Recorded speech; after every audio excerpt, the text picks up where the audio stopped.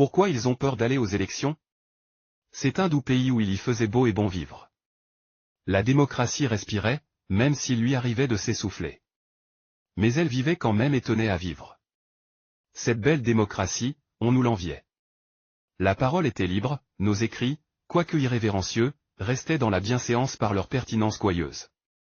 Et voilà que la machine commença à se gripper.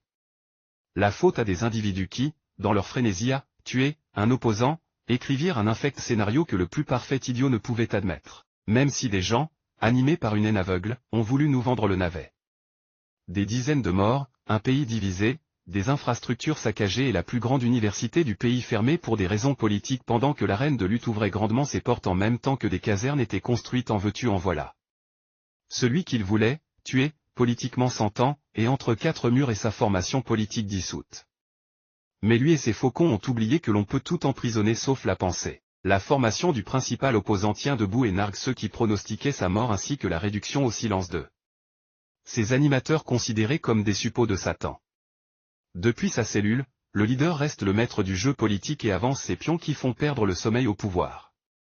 Ce n'est plus l'opposition qui appelle au report des élections. Déboussolés et divisés, même s'ils ne le laissent pas paraître, ils imaginent des scénarios pour un report de la présidentielle car conscients qu'on ne ferait qu'une bouchée de leur champion qui revendique plus de 3 millions de parrains. Même son épouse, future première dame paraît-il, a participé à la collecte. La cellule qui l'accompagne se fait nommer GAB comme guichet automatique de banque. Ça veut tout dire. Alors que les chances de leur champion se trouvent compromises et malgré l'appel au dialogue sincère d'une certaine société civile, c'est maintenant seulement que le chef consent à dialoguer et ouvrir son palais à des messieurs et dames qui se disent spoliés. À moins que les frustrés veuillent se faire crucifier, on ne voit guère ce qui pourrait sortir de cette audience après la publication de la liste des 7 sages.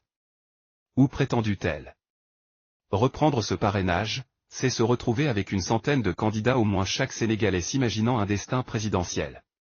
Le vin étant tiré, il faut le boire jusqu'à l'ivresse et tenir à date échue la présidentielle.